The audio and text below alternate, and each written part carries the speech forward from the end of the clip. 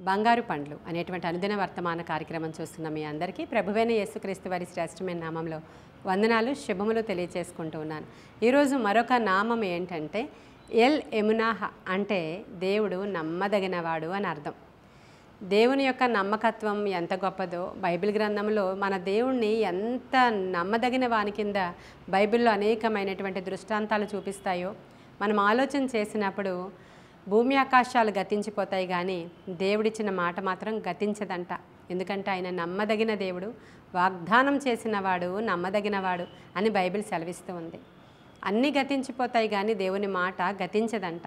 మనం నమ్మదగిన వారము కాకపోయినప్పటికీ మన దేవుడు నమ్మదగిన దేవుడు అని వాక్యం సెలవిస్తూ ఉంది. నిజమే కదా? అనేక సందర్భాలలో మనం అనేకమైన వాటి మీద ఆధారపడుతూ ఉంటాం. మన జ్ఞానాన్ని నమ్ముకుంటాం, మన డబ్బుని నమ్ముకుంటాం, మన ఉద్యోగాన్ని నమ్ముకుంటాం. అనేక సందర్భాలలో చాలామంది ఈ బిడ్డలు పెద్ద అయిన తర్వాత నన్ను బాగా చూస్తారని బిడ్డల్ని నమ్ముకుంటారు, బిడ్డలు తల్లిదండ్రులను నమ్ముకుంటారు. ఇలా మనం మనుష్యుల మీద ఎక్కువగా డిపెండ్ అయ్యి జీవిస్తాం. ఎందుకంటే మానవుడు సంఘజీవి కాబట్టి మనుష్యులను, ప్రక్కనున్న వారిని, భార్య భర్తను, భర్త భార్యను, తల్లిదండ్రులను, తల్లిదండ్రులు బిడ్డలను, ఇలా మనం మనుష్యులము గనుక ఆటోమేటిక్గా అది సత్యం, మనం నమ్మాలి కూడా. అలా నమ్ముకుంటూ ఉంటాం. కానీ ప్రతి పరిస్థితికి చాలినవాడు మన దేవుడు. ఆయన ఎటువంటి దేవుడు అంటే ఆయన తల్లి కంటే గొప్పవాడని నేను అని పోల్చుకుంటున్నాడు. ఆయన తండ్రి వలె మనల్ని పోషించే దేవుడు, నమ్మదగిన దేవుడు ఆయన. ఒక వాగ్దానం ఎప్పుడైనా మన జీవితంలో ఆయన చేస్తే ఒకవేళ ఆలస్యం అవ్వచ్చేమో కానీ వాగ్దాన నెరవేర్పు మాత్రం తప్పకుండా జరుగుతుంది.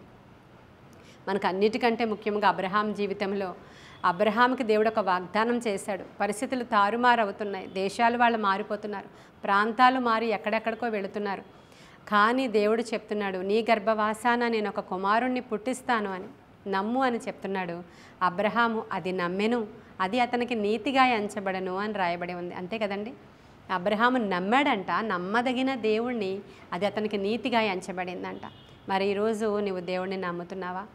పరిస్థితులు చాలా గడ్డు పరిస్థితులు అవ్వచ్చు, కానీ నీకు ఒక వాగ్దానం కానీ దేవుడు చేస్తే ఖచ్చితంగా నెరవేర్చబడుతుంది. నీవు తూలి తొట్టిల్లకుండా విశ్వాసంతో ప్రార్థనలో కూర్చో చాలు, ఆయన చేస్తాడు. ఆయన నమ్ముకొనదగిన సహాయకుడు అంటాడు కీర్తనకారుడు. మన దేవుడు, నా దేవుడు నమ్ముకొనదగిన సహాయకుడు. ఆయనను మాత్రమే నమ్ముకుంటే మనం ఎవరినైనా నమ్మాలి అని అంటే ఒక సహాయం చేసేవారిని ఆయన దేవుడు మాత్రమే అంటున్నాడు కీర్తనకారుడు. చాలామంది రాజులను నమ్ముకుంటారంట, అధికారులను నమ్ముకుంటారంట, చాలామంది వాళ్ళ యొక్క బంధువులను నమ్ముకుంటారంట. రాజులను నమ్ముకుంటే ఏం జరుగుతుందో చెప్పండి? ఆయన రాజ్యం అయిపోయిన తర్వాత 5 సంవత్సరాలు ఆయన పాలన అయిపోయిన తర్వాత ఆయన చేద్దామనుకుంటాడు, కానీ చేతిలో అధికారం ఉండదు. కొన్ని సందర్భాల్లో ఇలా అంటూ ఉంటాం మనం, రాజకీయ నాయకుల వాగ్దానాల్లాగా మాట్లాడుకు అంటాం. అంటే అర్థం ఏంటి? వాళ్ళు ఇది చేస్తాం, అది చేస్తాం, ఇది చేస్తామని చెప్తారు కానీ వాళ్ళ పరిపాలకులుగా వచ్చాక, మన పైన నాయకులుగా ఉన్నాక వాళ్ళు ఏం చేయలేకపోతూ ఉంటారు. ఎందుకంటే మనుష్యులు వాళ్ళు. మనుష్యుల యొక్క హృదయం చాలా చెడ్డది. ప్రియమైన దేవుని బిడ్డ, ఈరోజు సహాయం చేస్తాను నీకు, తప్పకుండా నేను ఉన్నాను అంటాడు ఒకడు. కానీ రేపటి దినాన అదే వ్యక్తి హృదయం మారిపోయి చేద్దాం అనుకున్నాను కానీ నాకు అవ్వదు అనేవాళ్ళు, తరువాత అసలు మనకి ముఖమే చూపించకుండా వెళ్ళిపోయిన వాళ్ళు, లేకపోతే చేస్తామని చెప్పి మోసం చేసిన వాళ్ళు ఉన్నటువంటి లోకం ఇది. సొంత భర్తే భార్యకి మోసం చేసినటువంటి లోకం ఇది. వారిని కూడా నమ్ముకొనకుడి, యెహోవాని నమ్ముకొనండి మీరు అంటున్నాడు. ఆయన ప్రవక్తలను నమ్ముకొనుడి, అప్పుడు మీరు కృతార్థులగుదురు అంటున్నాడు. అంటే ఏంటి? ప్రవక్తలు ఏం చెప్తారు? దేవుని మాటని చెప్తారండి. సేవకులు ఏం చెప్తారు? దేవుని యొక్క వాక్యాన్ని చెప్తారండి. అది నమ్ముకోవాలి, అంతే. దేవుని వాక్యాన్ని గనుక నీవు నమ్మితే తప్పకుండా అద్భుతం చూస్తావనేది ఈరోజు మన ధ్యాన అంశం. ఆయన నామాలలో ఒక నామం ఎల్ ఎమునాహ అంటారు దాన్ని. అంటే నమ్మదగిన దేవుడు. హల్లెలూయా! ఎంత నమ్మదగిన దేవుడు అంటే ఆయన్ని కనుక నీవు నమ్ముకుంటే అసలు నువ్వు ఎలా ఉంటావో. ఇర్మియా గ్రంథంలో ఒక మాట నాకు చాలా ఇష్టమండి. ఇర్మియా గ్రంథంలో ఒక మాట చూద్దాం మనం. ఇర్మియా గ్రంథము 17వ అధ్యాయంలో 7వ వచనంలో, ఇర్మియా గ్రంథము 17వ అధ్యాయము 7వ వచనంలో చదువుతున్నాను చూడండి. 5వ వచనం నుంచి కూడా చదువుతున్నాను చూడండి. యెహోవా ఇలాగు సెలవిచ్చుచున్నారు, నరులను ఆశ్రయించి శరీరులను తనకు ఆధారముగా చేసుకొనుచు తన హృదయమును యెహోవా మీద నుంచి తొలగించుకొనివాడు శాపగ్రస్తుడు. వాడు ఎడారిలోని అరూహ వృక్షము వలె ఉండును, మేలు వచ్చినప్పుడు అది వానికి కనబడదు. వాడు అడవిలో కాలిన నేలయందు నిర్జనమైన చవిటి భూమి అందును నివసించును. అసలు ఆ మాటలు మీరు చదువుతూ ఉంటే నరులను ఆశ్రయించి శరీరులను తమకు ఆధారంగా చేసుకున్న వాళ్ళు ఎలా ఉంటారో కంపేర్ చేస్తూ ఉన్నాడు ఇర్మియా భక్తుడు ఇక్కడ. వాళ్ళను గనక మనం ఆధారం చేసుకుంటే ఎడారిలో ఉన్నటువంటి అరూహ వృక్షం లాంటి వాడు అంటవాడు. అలా ఎండిపోతారు, అలా ఎండిపోతుంది, అసలు నీడే ఉండదు. అసలు చెట్లే మొలుస్తాయా అండి ఎడారిలో? అటువంటిది నరులను ఆశ్రయించుట అనేది అటువంటిది. అదే యెహోవాని నమ్ముకునేవాడు ఎలా ఉంటాడో అక్కడ రాయబడి ఉంది. 7వ వచనం చూడండి, ఇర్మియా గ్రంథము 17వ అధ్యాయము 7వ వచనం. మీరు ఈరోజు ఇది అండర్లైన్ చేసుకోవాలి. యెహోవాను నమ్ముకొనువాడు ధన్యుడు, యెహోవా వానికి ఆశ్రయముగా ఉండును. వాడు జలముల యొద్ద నాటబడిన చెట్టు వలె నుండును, అది కాలువల ఓరన దాని వేళ్ళు తన్నును. హల్లెలూయా. అసలు ఇలాంటి వాగ్దానాలు ఎవరైనా ఇచ్చారా మీకు? మనము గనుక యెహోవాని నమ్ముకుంటే, మన దేవుణ్ణి నమ్ముకుంటే, ఎందుకంటే ఎల్ ఎమునాహగా ఈరోజు ఉదయకాల సమయంలో మీ ఇంటికి వచ్చారు కదా ఆయన. మరి నమ్ముకున్నావా దేవుణ్ణి? నమ్ముకోవడం అంటే మత మార్పిడి కాదు, నమ్ముకోవడం అంటే బాప్తిస్మము కాదు, నమ్ముకోవడం అని అంటే మన క్రైస్తవ అలంకరణ కాదు. నమ్ముకొనుట అంటే ఆయనను పూర్తిగా నీ సొంత రక్షకుడుగాను, నీ హృదయానుసారమైనటువంటి దేవుడుగాను పూర్తిగా ఆయన మీద ఆధారపడిపోయి మనము ఆయనే సమస్తము అని నమ్మాలండి. అది నమ్మడం అంటే. ఇక ఆయన ఉన్నాడు మాకు చాలని నమ్మాలి. ఎందుకంటే భూమి ఆకాశాలు గతించిపోతాయి కానీ ఆయన మాట గతించదంట. ఆయన మాట ఇస్తున్నాడు వాక్యంలో. ఆయన ఏమంటున్నాడు 7వ వచనంలో, యెహోవాను నమ్ముకునే మనుషుడు ఫస్ట్ ధన్యుడండి. ఆ తరువాత అతనికి దేవుడు ఆశ్రయముగా ఉంటాడంట, షెల్టర్. ఆయన ఆశ్రయముగా ఉంటాడంట. వాడు ఎలా ఉంటాడంట? నమ్ముకున్నవాడు జలముల యొద్ద నాటబడిన చెట్టుకి ఏమైనా ప్రాబ్లం ఉంటుందా చెప్పండి? ఎవరైనా వచ్చి దానికి పర్టికులర్గా నీళ్లు వేయాలి అనేది ఏమైనా ఉంటుందా? ఎవరైనా వచ్చి దానికి గొప్పి తవ్వాలి అనేది ఏమైనా ఉంటుందా? ఆ చెట్టు యొక్క వేర్లు ఎప్పుడైతే ఆ యొక్క సెలయేరులోనికి వెళతాయో దాని సారము తీసుకున్న చెట్టు ఎలా పచ్చగా ఉంటుందో, ఎలా కళకళలాడుతూ ఉంటుందో, ఎలా సమృద్ధితో ఉంటుందో అవన్నీ కూడా రాయబడి ఉన్నాయండి. వెట్ట కలిగినా కూడా దానికి భయమేమేదంట అసలు. ఏది కరువు కాలం అవని, ఎండాకాలం అవని, ఏ కాలం అవని అసలు నీటి యోరన అది నాటబడి ఉంది గనుక అసలు భయమేమీ లేదంట అండి దానికి. దాని ఆకులు ఎప్పుడు కూడా పచ్చగానే ఉంటాయి. అసలు దానికి ఆకు రాలడం అనేదే ఉండదంట. మళ్ళీ పక్కన చిగురు వచ్చేస్తూ ఉంటుంది. వెంటనే దానికి బెనిఫిట్స్ ఉంటాయి అక్కడ. వెంటనే దానికి ప్రత్యామ్నాయ మార్గాలు ఉంటాయండి.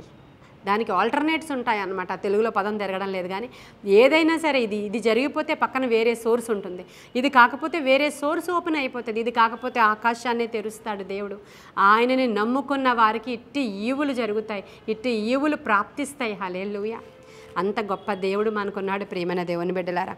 అది ఆకు పచ్చగా ఉంటుందంట. ఒకవేళ వర్షం రాలేదనుకోండి, ఆ సంవత్సరాలలో కూడా దానికి చింత ఉండదంట. కరువు కాలం రావచ్చు, ఒకవేళ కొన్ని రోజుల నుంచి జీతాలు రాకపోవచ్చు, ఉద్యోగమే లేకపోవచ్చు, వ్యాపారమే సరిగా జరగకపోవచ్చు, కానీ అది చింతపడదు అని రాయబడి ఉంది.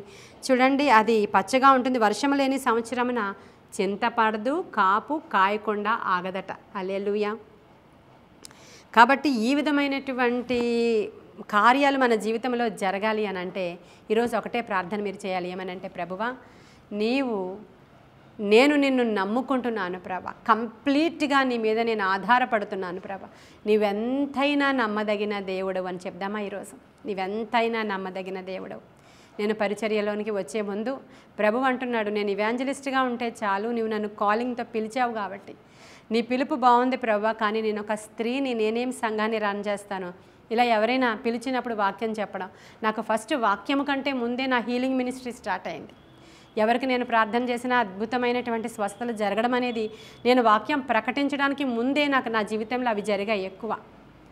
అయితే నేను అలాగే ఉండిపోవాలి, నేను అసలు మామూలుగా ఒక పాస్టర్గా ఒక సంఘం నడిపించేదానిగా ఉండాలనే ఆశ ఆలోచన ఏ మాత్రం నాకు లేదు. నాకు అసలు సేవ అంటేనే తెలియదు. అటువంటి పరిస్థితుల్లో ప్రభువు నాకు స్వరము ద్వారా మాట్లాడి ఒక ప్లేస్ని చూపించి, దీని పేరు యెహోవా నా ధ్వజం అని చెప్పారు. అంటే ఏంటి అని అడుగుతున్నాను దేవుని. ఇది నీ సంఘం పేరు అన్నారు. హల్లెలూయా. అందుకే మా పరిచర్యల పేరు యెహోవా నా ధ్వజము పరిచర్యలను ఉంటాయి. దానినే మనము బైబిల్లో ఉన్నట్లుగా నిస్సి మినిస్ట్రీస్ అంటాం మేము. కాబట్టి అలా ఆయన నాకు చెప్పిన దినాన ఏమీ లేదు, అసలు ఏమీ లేదు.